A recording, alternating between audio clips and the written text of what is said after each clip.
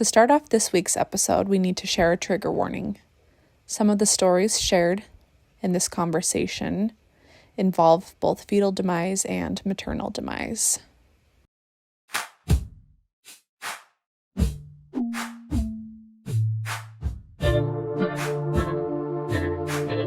Welcome back to the Midwifery Wisdom Podcast. This week, Augustine sits down with Texas midwife Roxanne Anderson. Roxanne has a very interesting personal history to share about her early days in midwifery. She shares her experience as a Christian midwife practicing during the Born in Zion movement. This was a book published highlighting Christian free births or unassisted births. Roxanne shares stories of actual births that happened during this movement, births she was involved in that continued with this thought process or movement. And together, Augustine and Roxanne dive into the topics of fear in birth, faith in birth, influence of society and religion on people, and a lot of heavy but important and intriguing topics. Let's all take a breath together as we dive into this thought-provoking conversation. Well, hi, and welcome to the Midwifery Wisdom Podcast. We wanted to have a little chat, and you have a story for us, right? I do. I've been thinking a lot. This is a story. Obviously, midwives have lots of stories when they've been practicing for many years in many places, but it's interesting how themes and stories circle back around, nothing new under the sun. And so lately, with a lot of the things that people are like, this new thing, I'm like, it's not a new thing at all. Let me tell you a story. But the time hasn't always felt quite right. So I thought this might be a good time. Okay. Well, before we launch into our story, tell us who you are and where you are and what you're all about. Okay. My name is Roxanne Anderson, and I'm a home birth midwife in the Dallas-Fort Worth area of Texas. And I began my midwifery journey here in the late 80s. I had the privilege of a traditional apprenticeship at what was the first freestanding birth center in the state under Helen Jolly Nelson, who was one of the OG midwifery mentors. That she was a founding MANA member and NAPSAC and ATM and NTM. She was at the beginning of all of them. And so I had the privilege of working with her as a very young apprentice in the late 80s, getting a lovely traditional apprenticeship that was heavy on experience and light on academics, as apprenticeships were in the day. And then practiced 4 years with that experience. And that's the window of time I'm going to share a story from today. For myself, after that, I stopped practicing for many years, had my own home births, and helped a couple friends, but was not practicing midwifery per se. And then rejoined the midwifery community here in Texas and Dallas. That would be 2011, and have been practicing consistently here ever since. I also sit on the advisory board for the state of Texas. So I have the privilege of volunteering in that way.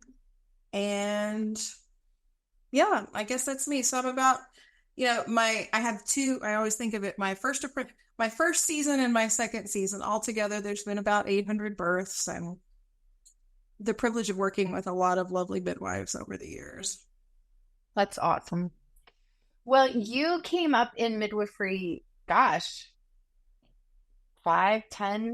years before me. And I came into midwifery through what was then called unassisted birth and is now called free birth. Mm-hmm, mm-hmm. And I wonder what you remember about that era. Midwifery was still kind of new in parts of the country. New again. New again, the Renaissance. Yes. So, in Texas and in the late 80s, there was already Texas was establishing itself as this place where, midwifery had always been legal. And we had a smooth transition from being registered to being licensed. This was all NARM. And then later the CPM came in, and midwives themselves were here. It's such a unique history. We're very much the ones who formed the laws. So it's a great and unique history. And at that time, when I was here in the 80s, occasionally there would be this, magazine that looked like it was printed in an old press. New Nativity was. I remember New Nativity. Okay, this is great. Yes. And it was like, okay. And the premise was, well, Jesus didn't need a midwife, neither should we. Mary and Joseph did it, and it should be just pure birth is dad, mom, baby. That's good enough for Jesus, good enough for everybody else. Right. Yes. And which was why it was called New Nativity, and anything else was anathema. So we thought that was pretty far out there, kind of got some chuckles out of that. It did not seem to be for me in my circle, it was not a big influencer, or I have to say, I don't think I met anybody that was full on at that time. But I do remember getting the literature and being like, all right. Mm-hmm. And we didn't put, at that time when women were basically starting the practice of midwifery, they were scratching it out for themselves, right? You would learn, Helen loved to talk about the dishpan vagina that she got, that everybody, back before we had our fancy models, you're sitting there with heart and hands in your dishpan vagina trying to figure things out. And you would always hear about women who just decided, you know what, there's no midwife, I'm going to have a home birth anyway. And that was common, and nobody thought much about it. We all had friends that did that. Didn't seem super radical in the sense that if they didn't have a choice and they were healthy and wanted to do it, it was great. Women had a right to birth however and wherever they wanted. Brave, tough lady. That's awesome. And didn't hear bad stories about bad outcomes much about that either. It seemed kind of just one of those things that was in the ether that happened. Well, after I left Texas and went to practice elsewhere, I had been there I started that independent practice after my apprenticeship in 1990. So, and I took notes on dates. I actually had to go through these really old photo books, like with Polaroid pictures and little scratched out sticky notes. So, because it was good for me to go back and go, what year was that happened? Anyway, so in 1993, I got my hands on a book called Born in Zion. And it was, so for me, it matched in some ways. As a Christian, I was like, oh, the language is familiar to me on faith and believing God. But I've not seen this applied to midwifery and birth in this special blend before. And I was very intrigued. So I think there's so many, it's basically a collection of birth stories, but all very faith-based. And reading it now, I actually dug out my old copy. I have to be fair, if I find any now, I try to get them out of circulation and burn them. So I'm just going to be honest about that. Truth in advertising there. Okay, got it. Yes. Right. And today I did a quick little search before I came on here, and I was like, I wonder if someone should be like, oh, I want to see this book. I found one used on Amazon for $50. Okay, so your book burning has been successful. There's not so many left. And I want to clarify, I actually, as a principle, don't believe books should be burned. I think you should have free access to all things to decide for yourself. But the reason... Well, I can think of one that does deserve it. Expect the expecting, was that one, that terrible one? What to expect when you're expecting. Yes, we've had many fires of that one. We can Doorstop. Yeah, brick. It should be used for things not book related. Yes, put the foot on it at the toilet, for the dripping stool, keep it under our feet. Yes, exactly. Exactly. Well, so tell us why this is not a great option.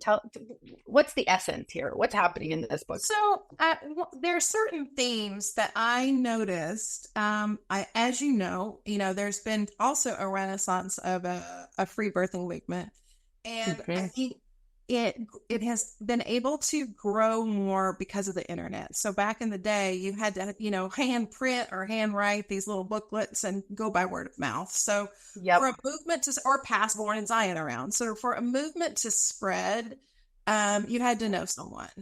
You couldn't just go Google, how do I have a free birth? And, oh, here's a community I can join, and books and a class and someone who will come. It wasn't like that. So, but I started noticing themes.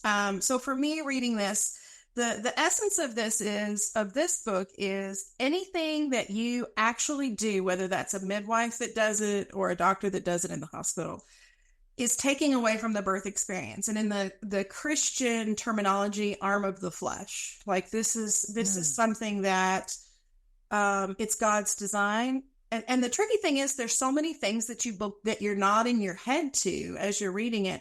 Birth is not a medical event. Birth is natural. We're created to birth. Women's bodies birth, people's bodies, all this is things that you're nodding along and saying, of course, as a midwife, I believe that. As a woman who's giving birth, I believe this. But then it takes it further and makes anything anyone does to support you in that not just unnecessary or something you have a choice about, but absolutely wrong, absolutely undesirable. So this book, first, medical assistance. As far as Born in Zion and that whole Zion movement, there were other books. There's Healing in Zion. There was a plethora of things that grew out of that. The essence being Christians should not turn to the medical system for anything. How can you believe, if you're going to take an aspirin for a headache, how can you pray for God to raise the dead? These are the kind of analogies and pictures that we were given, that it's an all or nothing. And if you're a Christian and you believe in God, then it's all that. Then nothing else, and nothing can happen. You have to trust him with everything. And so this book, you let me know if you want me to read you a couple of portions that just, I don't know if I can. Do you have a passage picked out? I think that would be a great illustration if you do. Yes, because I don't think that I can adequately convey what I'm talking about here. So this would be an encapsulation of the philosophy. So I'm on page 62. All we have in case of an emergency is prayer, the gifts of the Holy Spirit, the authority of the name of Jesus, his shed blood on the cross, and a God who says, "Fear not, the Lord is on your side. My thoughts towards you are good and not evil. All my promises are yes and amen. Whatever you ask in my name, I will do." In the medical system, what is available is human knowledge, human reason, and human effort. It is what the psalmist calls horses and chariots, the arm of the flesh, and the inventions of man. Very few Christians will admit to having more faith in the medical system than they have in God, but very few are willing to trust him without the medical system. I think the time is coming when we will have to recognize it's an either-or situation. We won't always be allowed to seek help from both the spirit and the flesh at the same time. The same God who warned against sowing two kinds of seed in the same field and against wearing wool and linen at the same time, the same God who said no man can serve two masters, the same God who deplored the double mind and advocated a single eye, this same God is letting his people know that he only heals naturally and supernaturally, never artificially. And he never used a system of man to work a miracle. Yes. So very fundamentalist kind of thought process. Yeah. Yes. Very black and white, very easy. Yeah. And it kind of, if you're, at the time I was much younger, very zealous young Christian and wanting to do things the right way, the God way. And it very much frames it like, if you're willing to go the extra mile, if you're really a fervent Christian, a good, someone who wants to have faith and trust God and do the right thing, this is the natural next step. And what I found, though, getting into it, although there's the Born in Zion book has a group of women who come together to go to births and pray. And anytime something comes up, like a complication, they determine a spiritual cause of the complication. Have you read this book? I'm curious. Yes, many, many years ago. And I was friends with several Born in Zion birthers. So I know this from the inside out because I watched my friends have multiple complications that they determined prayer courses for. Yes. So it's such a fine line, though. I just want to play, no pun intended, devil's advocate for a minute. And just like faithfulness is a part of all birth preparation. Whether you're Christian or not, there's a certain level of faith that we must walk through in order to believe that this thing that's never happened in our body could and would happen, and that it would happen normally.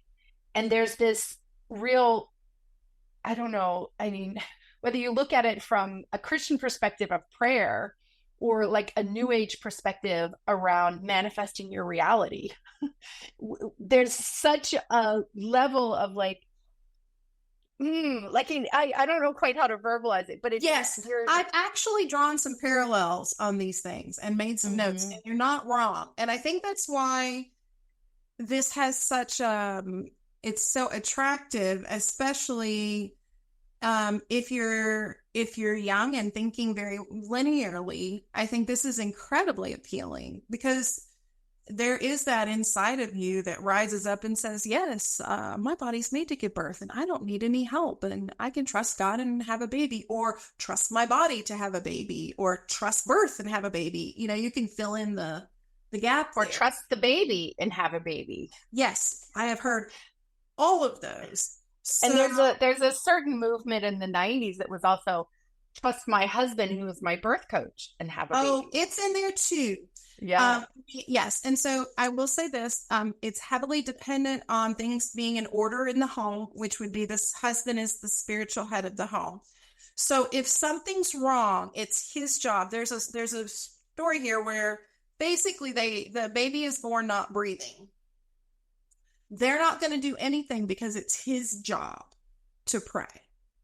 It's not even their job. He's got to be the one. It has to come from the head of the household as the spiritual priest of the home, the covering, the protection.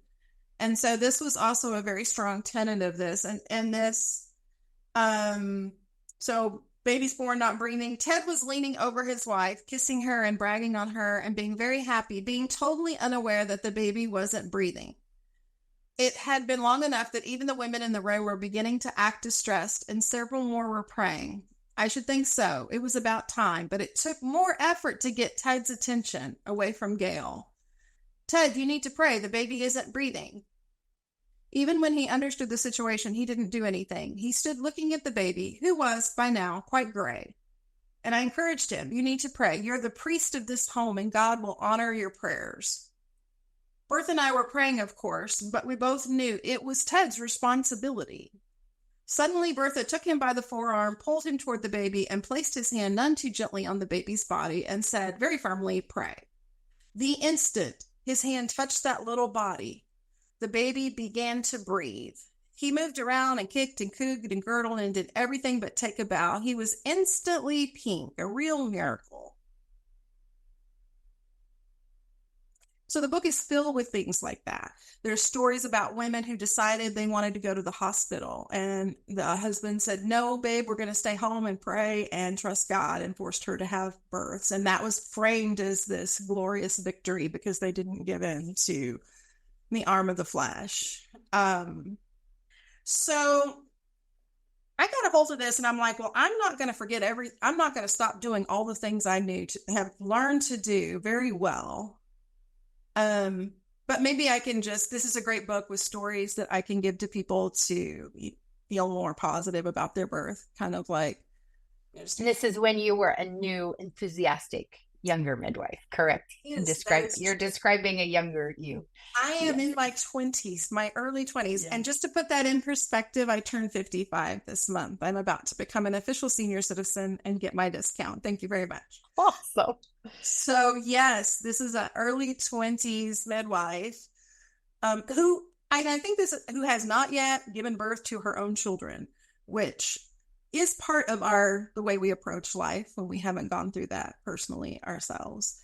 So I started moving, and so never, Enneagram 8 here and never doing anything halfway. I wasn't just High five. Can we just pause and high five for Enneagram 8?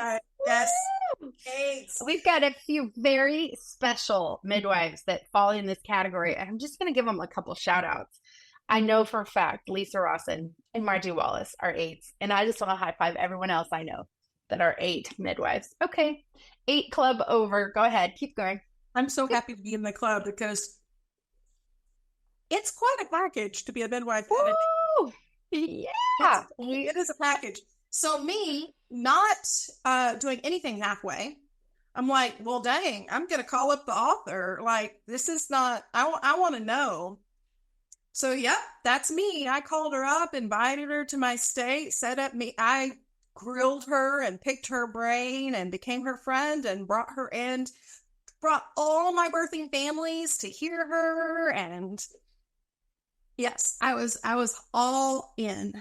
I was all in because if this is the next wave in birthing that's going to empower us, this is what we need. We need more of this. I love that distinction about where you were at the moment, like open-minded and looking for empowerment. I love that. That's a very clear window. And I have to be fair to also the young zealous. I am still a Christian, but at the time I was a very young, much less tempered by real life Christian at that time, and did not have a lot of life experience to blend in with the faith, I think, in a way that's more prudent. But yes, and as a midwife, very passionate about birth and very passionate about women giving birth. And honestly, where I was at the time, I was the only midwife for a 300-mile radius. So clearly I was empowering not just the people I could make it to, but the people I didn't always make it to give birth. Yeah. So really feeling strongly that if a woman wanted to have a baby at home, then that was her right to do so. And my job to get her whatever we could to make that happen. And it doesn't look like it does now. No, yeah. It doesn't look the same way. But that innocence that you're describing is everywhere. And I feel like that's a really good touch point.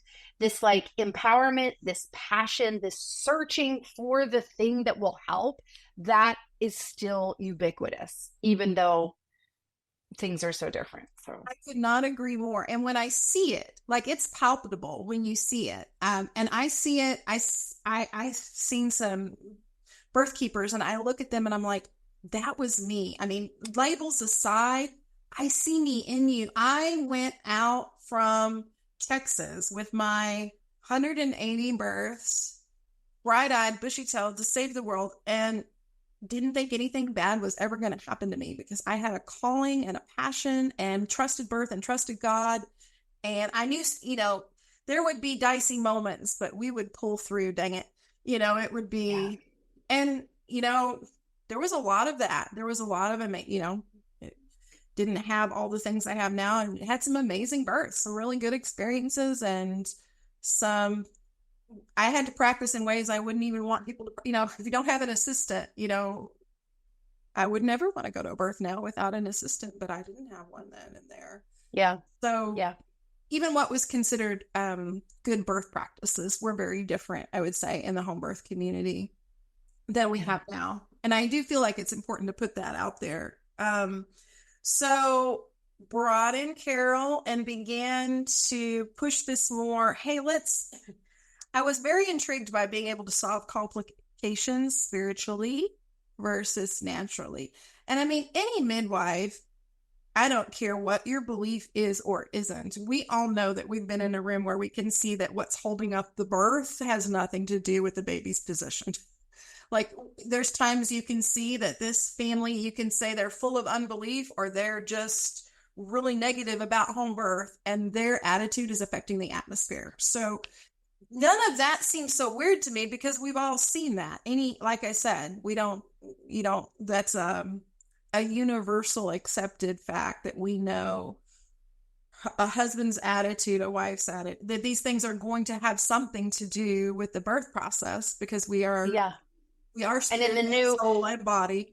The new terminology is the vibe is off, right? The vibe is off. Yes. Same thing, right? It is. And that's the thing. Like, I'm like, yes, I know that. It's different language, but I know that. I would say even here and now, I've heard the term don't bring fear into the birthing space. Well, I agree. Don't bring fear into the birthing space, but they would take that as a spirit of fear, that needs to be cast out and prayed away. So it's tricky because they're not speaking of something that doesn't exist. And at first you think, well, they're just using different language, but looking at then what happens. And I think that, to me, like the Christian term, the fruit that of that movement. So because as you get deeper into it, for me, it's like I can be a midwife. My initial thought going into it is I can be a midwife and encourage people to have more faith and pray. But deeper into the movement, they don't believe midwife. They believe that midwives are also the arm of the flesh, that a midwife bringing in her knowledge, that's also, as it would say, today it would be considered, we're not honoring physiological birth. That we're coming in, or our midwife coming in with a savior complex. I hear the same criticism today, but then it would be, no, actually, you may think that you need to reduce that cervical. You may think she has a cervical lip, but vaginal exams were totally eschewed as being assault and spiritually unclean. So nobody was supposed to be touched or have a vaginal exam other than her husband is the only person who can touch her. So even, in all these stories about nobody's doing resuscitation on a baby that's not breathing, you're supposed to pray over it, or bleeding, and some of these stories, I mean, you read it and you think they're describing a placenta previa, they're describing a prolapsed cord, and nobody is managing those things, even from the tools that we were given as simple midwives. We're not supposed to do that. So you're just really supposed to go in and sit on your hands and pray and hope that the Father figures things out and tells her what to do. The end. I mean, that's kind of the direction that it went. And that is where I started feeling a lot of conflict, because I couldn't just stop doing or stop seeing or stop helping in all the ways that I had been taught. And yet I still wanted to progress with this new movement. Kind of like, I do want to be more hands-off and trust physiological birth more, if we were to put it in today's terms, is that a bad thing? No, it's not a bad thing. So for me, all of this came to a head. So 1993 was when I got a hold of the book and met Carol and began to try to embrace these tenets in my midwifery practice. And in 1994, there was a young couple. We are going to call them John and Jane today. So John and Jane were very much in the faith movement of their time, and in a very Pentecostal. John G. Lake is the teachings of a pastor who did a lot of hands-on healing in the old tent revival days. So they were very Pentecostal, John G. Lake faith movement. So the Born in Zion movement, just fit right into that perfectly. Yes, we're going to do that. So it turns out that they were pregnant with twins. And I was their midwife, but doing my best to, in things that would come up, try to say, so John, I'm seeing some issues we need to pray over here. And also trying to be practical at this. You could also really hydrate for these premature contractions. I don't think that's the arm of the flesh to recommend that you need to do some bed rest and some hydrating. As it turned out, she did go into labor prematurely. So as I recall, around 34, 35 weeks, we'll say. And so not drastically premature, but definitely shouldn't be out of a hospital under most under guidelines that I would hold to now, not out of the hospital. Under the laws of where we know babies' lungs to have developed to at that gestational age. Science, let's call it, however you want to put it. Oh, Roxanne, I appreciate you so much. This is so fun. Thank you for being you. Thank you. I'm trying here. Keep going. So, all right. So, we've been staving off premature labor until it comes to the point that this labor is not going to stop. And I'm like, and I am now caught between what I know to be true physiologically about these babies' abilities to breathe when they're born, and this couple's choice. Okay, they're also choosing. So do we believe in everybody's right to choose? Yes, we do. They're choosing that they would like to stay home and believe God that everything is going to be fine because they have trusted him all along and he has everything in his hands. And so I have that here. And then on the other hand, my brain is like, ooh. So they have, a prayer team and people in the house that are going to pray, because that's what you did for Zion births. You brought a bunch of people in to pray. Yes. I was even invited to be a part of a prayer team once at a premature birth. I remember this. Yeah.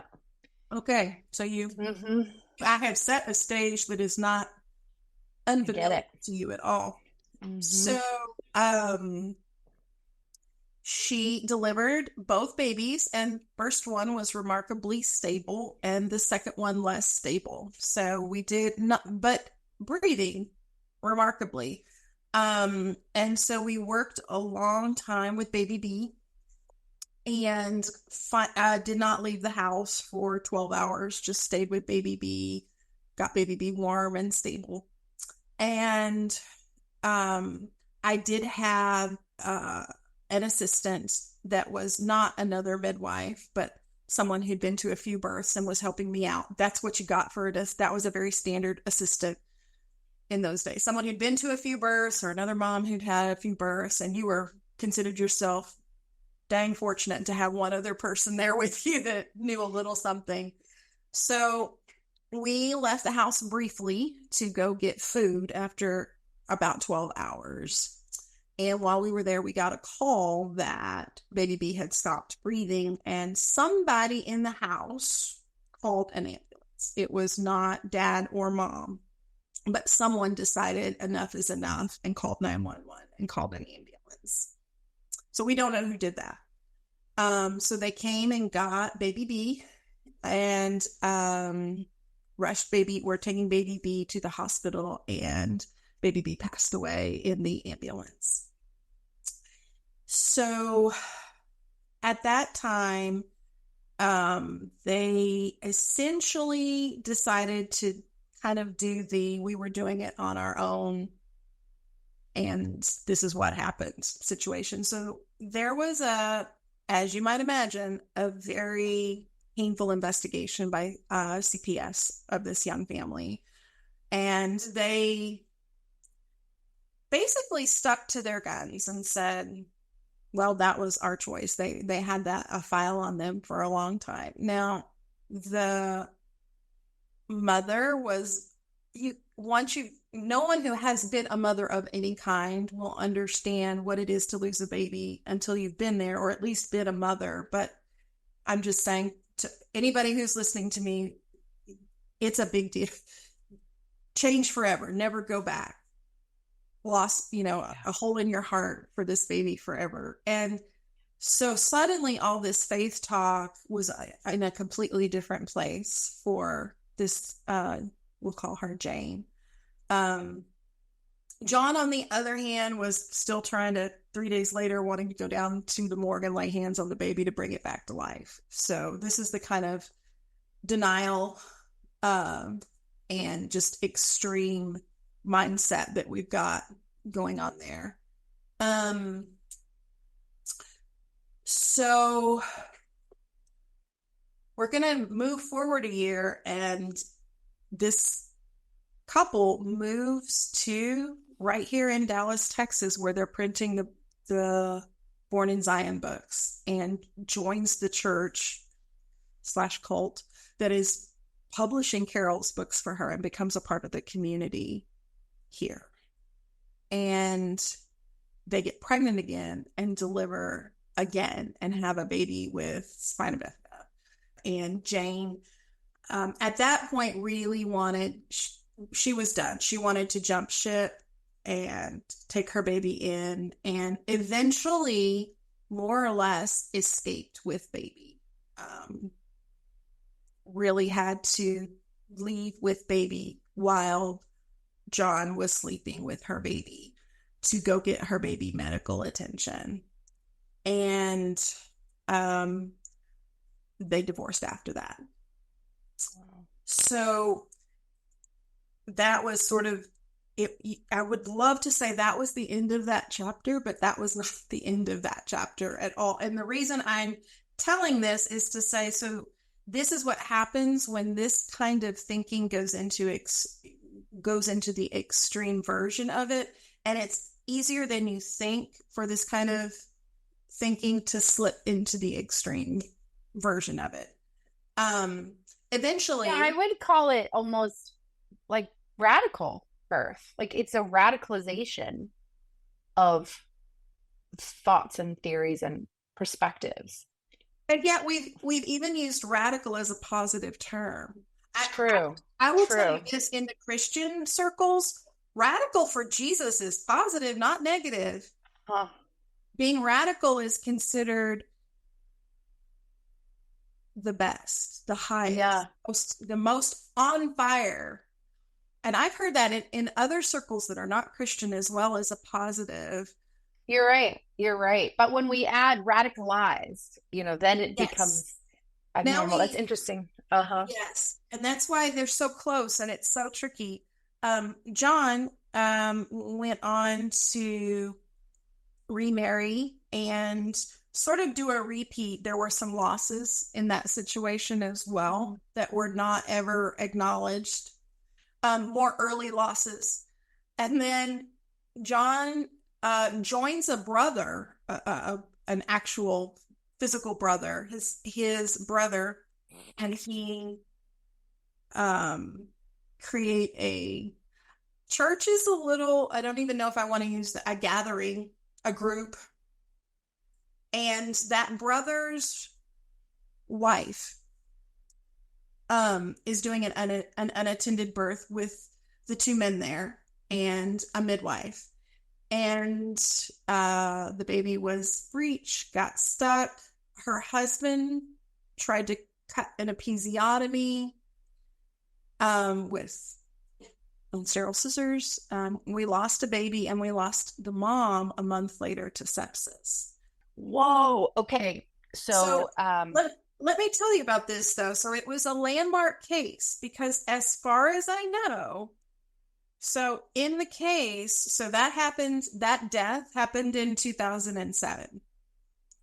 By the time they're ruling on the case in 2012, it was $100 million punitive damage, and they assigned percentages of blame.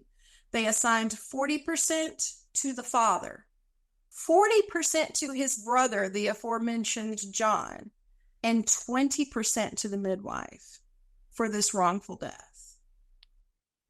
And as far as I know, I am not a legal expert, but as far as I know, and I know also lawsuits where where things happen are not always highly publicized. But as far as I know, this is the only case where there was blame assigned to people in the room like that.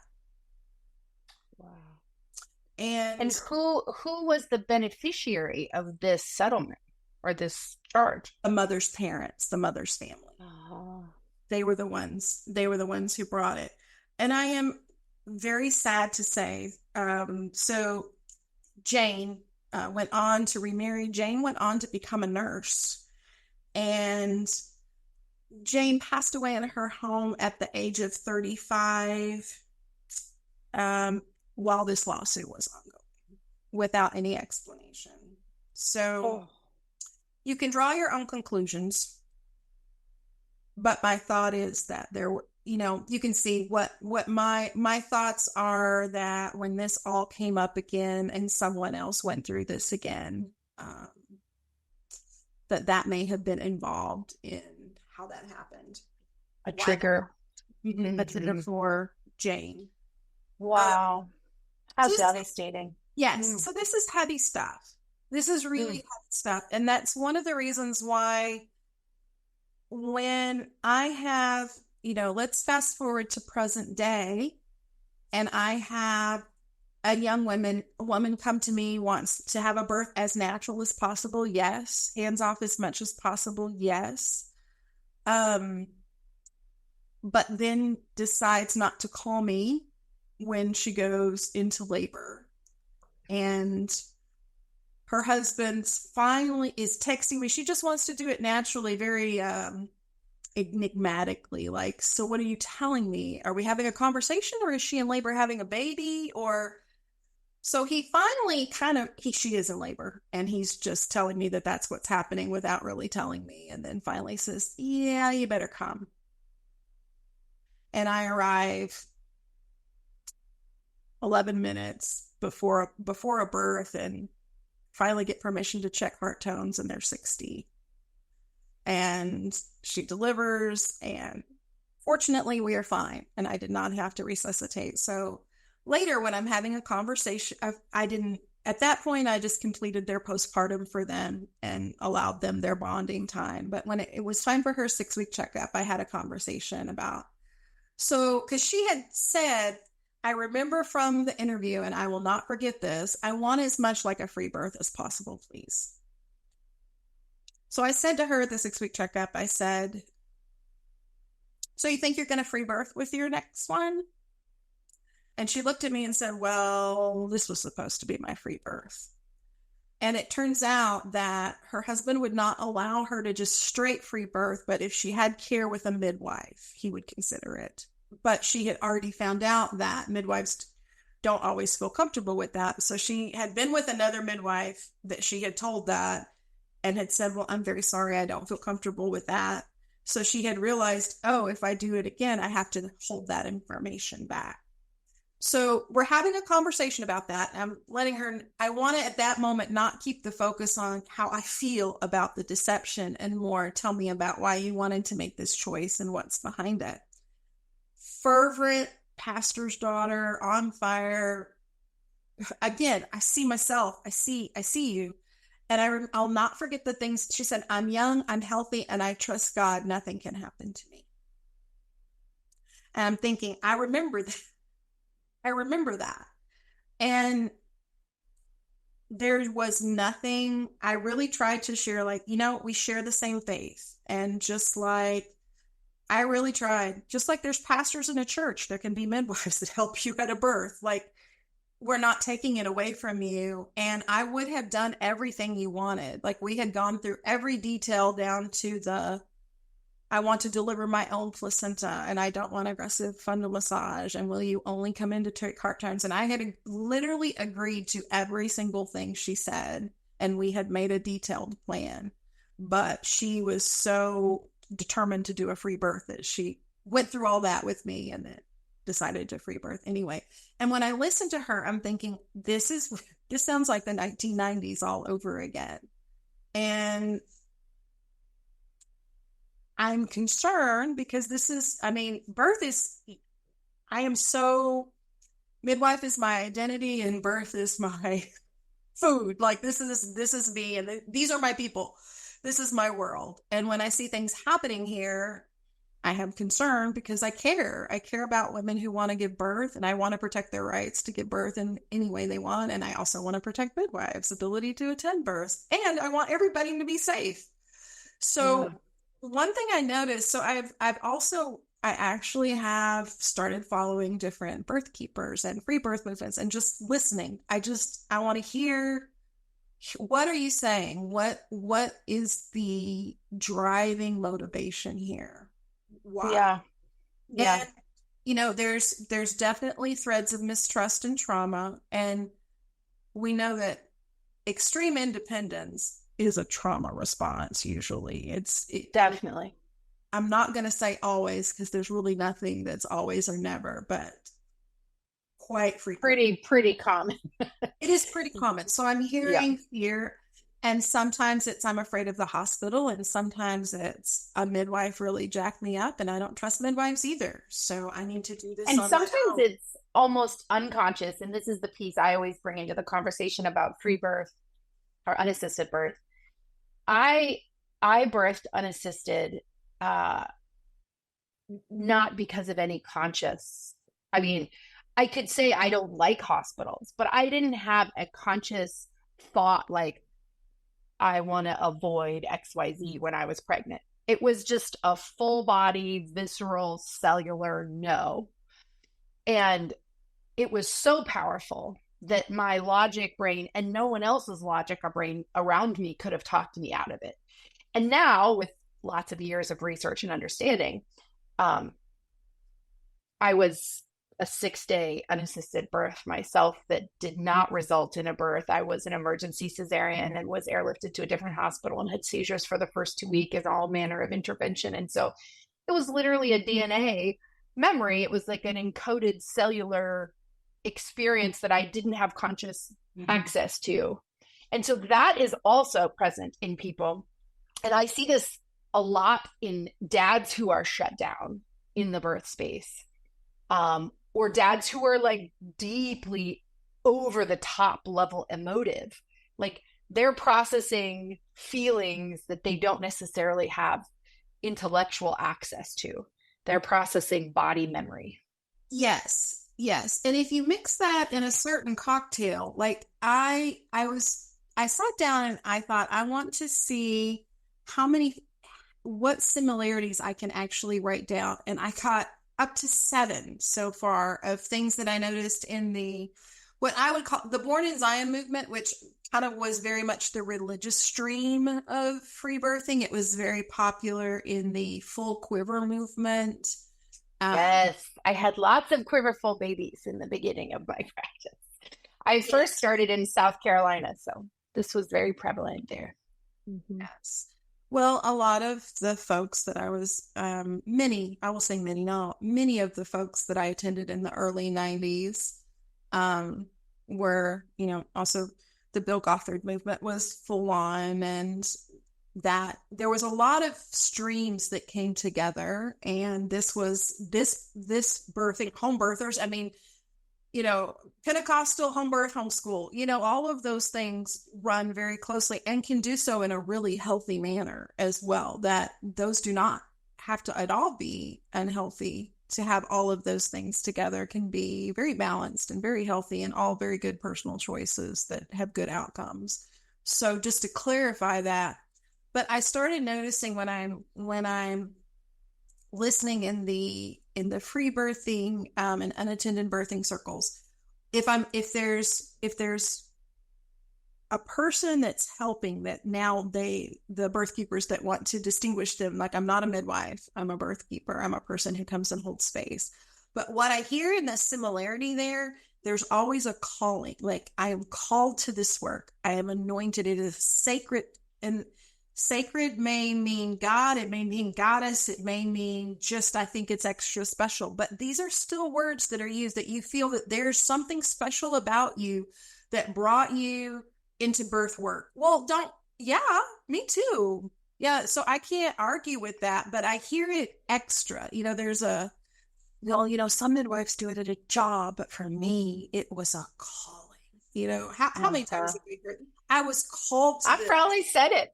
Yeah, totally. Listen, I was 12 and my story. So, I mean, I have to talk on myself so people know that I'm not a hater. I was 12 years old and my mom had a birth with a midwife. It wasn't even a good birth. I just heard the word midwife and like, yes, but God, yes. I'm going to have to repeat that. Yes. I was 12. My mom had a friend. She had a home birth. She had a midwife. And I said, I am called. God has called me. That is God's purpose on my life. And dang it, when I was 18, it was the 1980s. So you could start then. And I did. Yeah. So I get it. I really do. And here I am, 55, still being a midwife. I mean, if that's not a sacred calling, I don't know what is. But what happens is there's this, so there's the faith element, like for us, for the Born in Zion movement, it would be faith in God. And then, but we also talk about having faith in women's bodies or people's bodies, faith in birth, trusting birth. And the thing about faith is, in almost all these definitions, faith has to override something. Like it's faith over fact, faith over feeling, faith over. So we start to edge out knowledge there sometime. I think when people talk about having faith, like that faith in birth has to override anything that anybody could tell you about. People could tell you you have a high risk situation, but no, you need to have faith in the birth process. Yep. Or have faith that God will get you through that, or have faith in your midwife. There's this element that starts us questioning science or medical knowledge, because those things, then comes in part 3, which there's this caution against fear or anyone that brings it.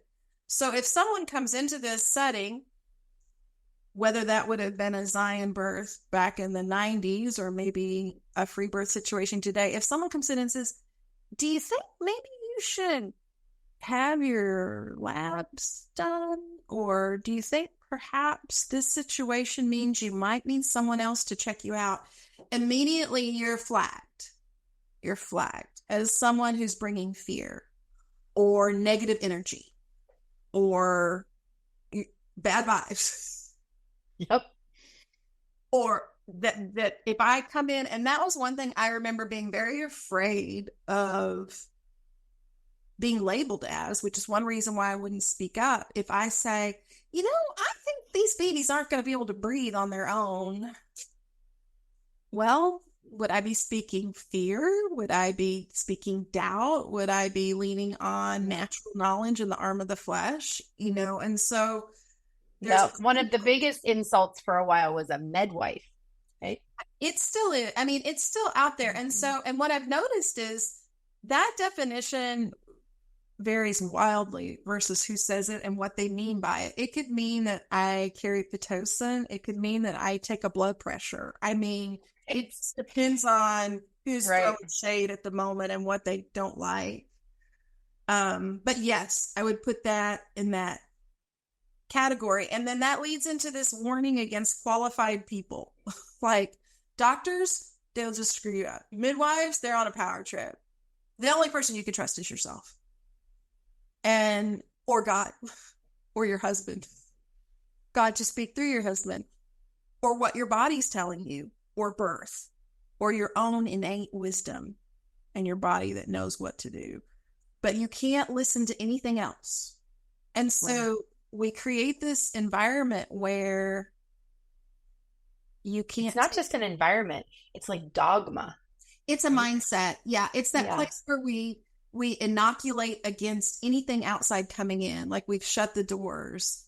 And I see that with, like, when I was talking to this young woman, and I've seen it in other people's eyes, I'm like, I know where you are because I was there.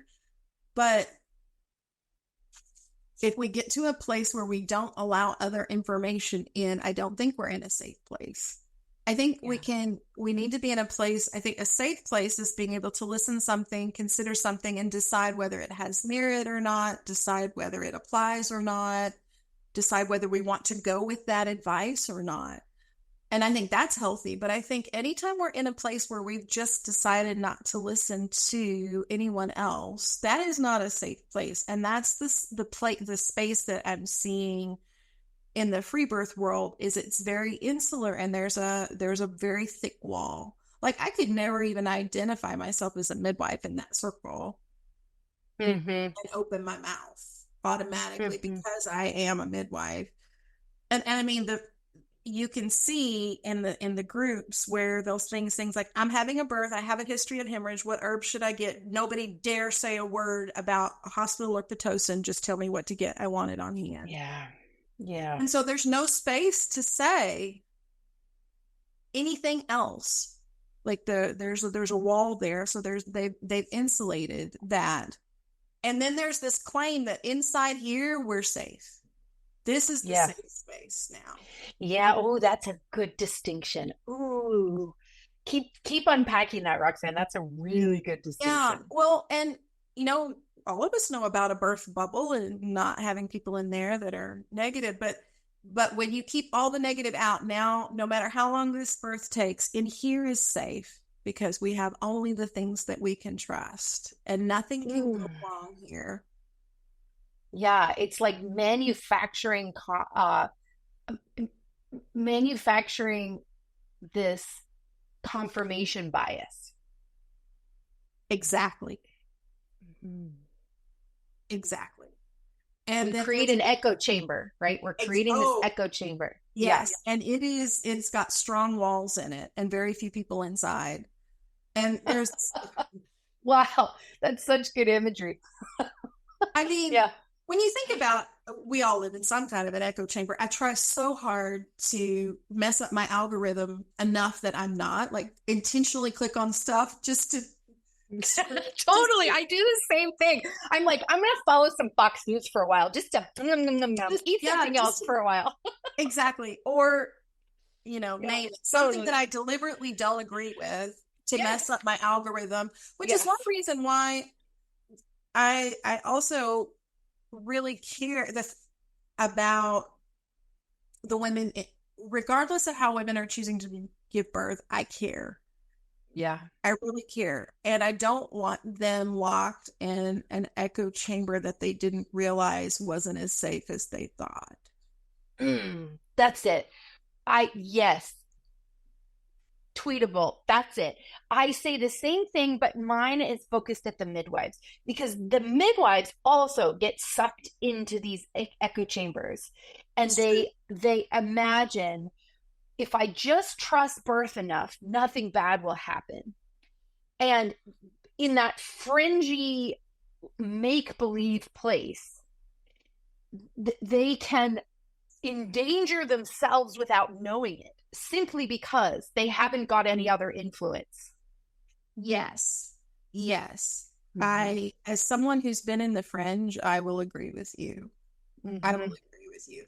And then the final thing that I noticed all of these movements, all of these versions have in common is there is a sense, a vibe of superiority. Ooh. We're better Christians because we trust God. We're better birthers because I don't need a midwife. I'm better. So, and I see it in all of them. When I listen to certain, and I'm not using capital I, but like in indie fringe birth groups where they talk about, we're better because we do less. We're better than those midwives. We're better than, and these women that really learn to listen to their bodies. And so it's a superiority. And I remember I actually underlined it today in this, as I was reviewing Born in Zion. Here it is.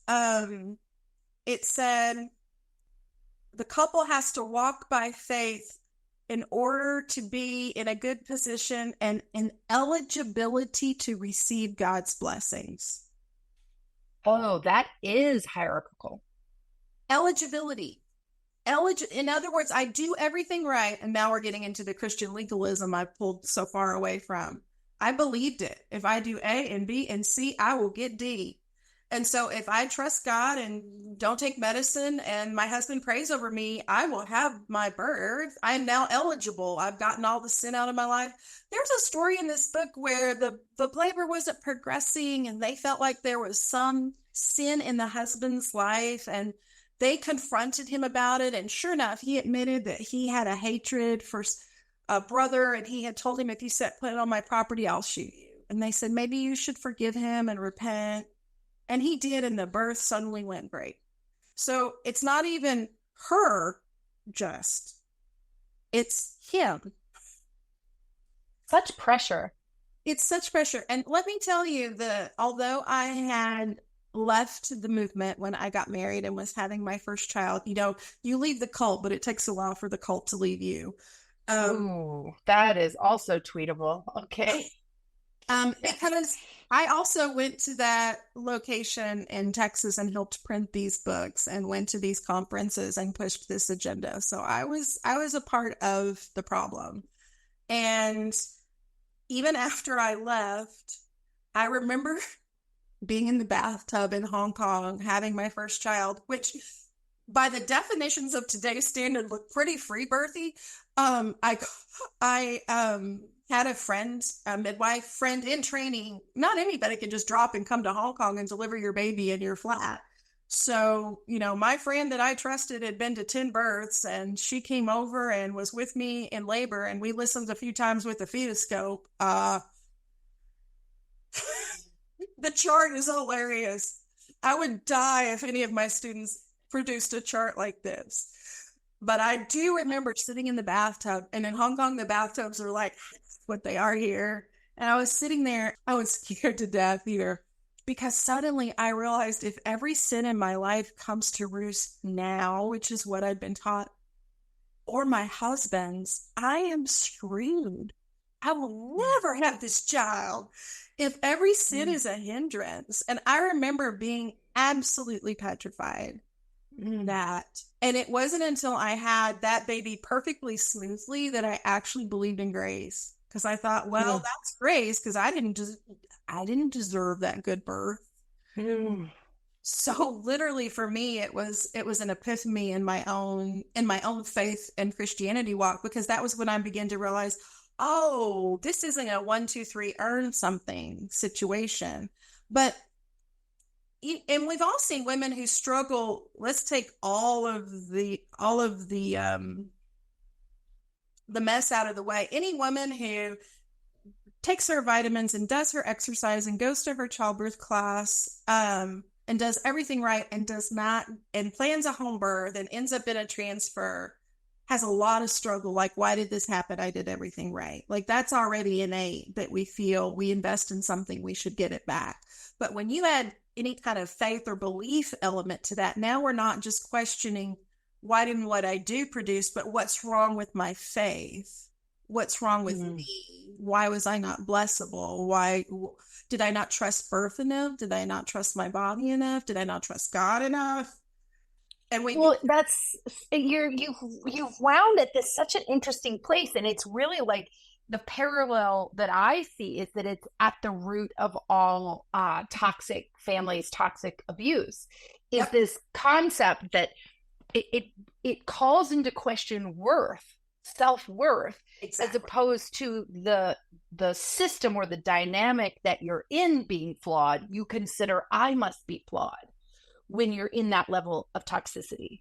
And in that small echo chamber, there's no one else to look at, right? If you walled yourself in there with just you and a couple friends and you're birthing, who else do you have to blame then?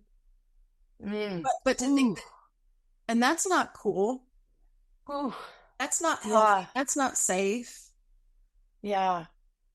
Well, it also speaks to this inability to accept the unacceptable, accept the unnameable, sit with the unknowable. It's this no space for that rigid, dogmatic requirement that A plus B equals C, right? And it just doesn't. People that are wonderful, beautiful, like good Samaritans get murdered, and murderers get pardoned.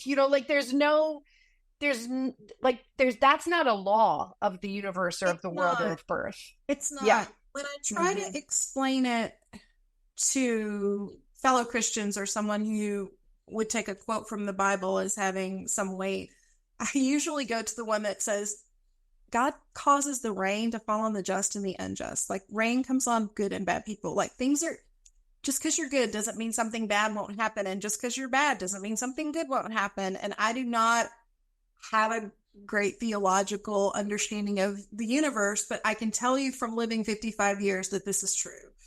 Yeah. Yeah. That's justness and equality, and it's not real. That's a human invention. Not real. That makes me sad to hear you say that, but I can't deny that. I mean, we fight for it, but Yeah, it doesn't mean that we can't appeal to our better nature, right? It doesn't mean that we can't strive towards um, being authentically good, but at the same time, our goodness does not then equate certain rewards. Yes. And that is, I feel like that's very human nature to sort of expect that, right? I'm nice to people, they should be nice to me. I don't know if that's human nature. I think that's society. I think that's what society has imparted that. And different societies to different levels, because it manifests more in certain cultures. Like when I'm in India, the reciprocity is a much deeper part of that culture compared to, say, when I'm in Sweden or when I'm in Finland. Something, I'm not, no shade on those folks, but there's a love. I've been to both India and Sweden. I understand. It's just that it's not the same, It's not the same. Or America for that matter. And you could go traveling between Michigan and Maine, or between, Texas and Washington. There's different subcultures in the United States of goodness, equality, neighborliness. Like, it changes depending where you go, because I don't think it's human nature. I think it's societally imposed. That's and I would say also within religion also that, because that's to some degree there heavily influenced. And that's sort of, I feel like when I see the religious aspects, the religious overtones coming into the free birthing movement, that's what scares me the most, actually, because I feel like that's what made the Born in Zion movement so deadly. And it's interesting. So it's like it didn't stop. So this book, it had 3 printings, maybe a few thousand. I mean, this was not a large thing, and it caused so much damage. And you can see if you can even go into today, I was looking, there's a whole research article on the free birth movement, and that it's got its own paragraph, but just her daughter. So Carol Balizé was the author of Born in Zion. Her granddaughter did a lot of blogging, my grandmother, the baby killer kind of thing. She wrote that her mother told her, and this is a quote from the granddaughter, and her mother's, most of the deaths my mother caused were due to this book, which is actually the mildest, but it had the widest distribution. And I can't tell you how many times I've been in a group of, over the years, there's a cult at Wells that uses this book, Wells, Texas. You can look it up in the Texas Tribune.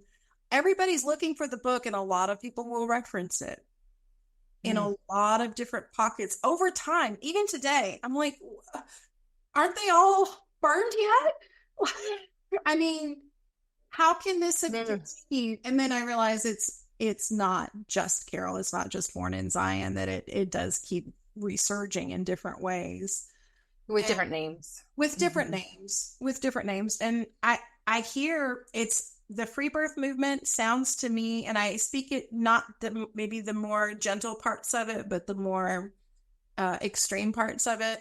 The rhetoric sounds to me just the same. There's just different words. Or the trust birth, for me, it's like, no, I don't trust birth. I respect birth. I respect birth. It's like saying, do you trust the ocean? Do you trust the rain? Do you trust the rain? Yeah, well, the rain waters, most days the rain waters and fills up the reservoirs, and once or twice a year there's a tornado. I don't trust the rain itself. I have respect that I need it, and so when people talk about birth like an entity that you should trust, it's like, no, I respect it. That would be me. That's such a good way to say it. It's to equate it to the laws of nature instead of the laws of man or the tenets of religion. Of course, because we are a part of this world, the laws of nature would apply to the laws of our bodies. And the world is a very safe place until it's not. The forest fires and the volcanoes and the raging floods and the torrential rains and the tornadoes and the cyclones and the hurricanes are all a part of the balmy, sunny afternoon reality that we live in. And I think that is just the perfect way to like close this conversation and really come to a clarity is I think that's what you and I both feel so passionately about, is just ringing the bell for how scary the dogma becomes when we lose sight of the big picture. And the big picture is that a hurricane is just as likely as a sunny day for some people. And that imagining that your good deeds or your faith will hold off the hurricane is as crazy as an actuality, of trying to hold off a hurricane with your prayer. Yeah. Yes. And I mean, and again, it doesn't make it all willy-nilly, like you don't do your part. You know, you might not choose to travel to certain islands during hurricane season, you know. Right. You might also you can do other things for your birth that make it less likely to be in the path of a hurricane. Yes. But not being afraid of a weather report. If we just carry that, what if you were there and someone said, I have a weather report? No, I don't want anything negative. It's just, yes. And I feel like sometimes I just want to share this weather report. And also I could drive you in my Jeep over here and we could birth over here. But I'm not trying to attack that person or their birth or their faith or their rights at all. I just want to, I feel like this is me. Hey, I got a weather report. Could we talk about this? So maybe just, again, putting a pen in it, it does very much come down to this attitude of openness versus being closed. Like if you're in a safe place, knowledge isn't, an opposing idea. It's like we know that with a secure person. If you're secure, hearing somebody disagree with you doesn't mess up your day. You can look at that and say, no, I don't think so. And you don't feel all threatened and challenged and get all defensive. And I feel like in the safe space of birth, if someone brings information that you choose not to use, you still don't have to act superior or label it or shut it down. I don't know. Yeah. What do you think? I think it's brilliant. I think you've rung a bell for an important awareness using historical references and dovetailing brilliantly with some of the history repeating that we're seeing. And I can't thank you enough, Roxanne. It was really a huge pleasure. Thank you for having me. I love your podcast, so it's an honor to be a guest. Well, I know this one will spark a lot of conversation, and I really want to thank you for the measured, thoughtful, and respectful way in which you presented this content. As always, please remember to follow us on social media, and big thanks to Roxanne. Where can people connect with you? Are you on social media? I am. I have a website, midwiferoxanne.com. And I have an Instagram account, a Midwife Life on Instagram. And I'm on Facebook, Midwife Roxanne. Yeah, I'm around. Okay, awesome. Well, thanks again. Such a pleasure.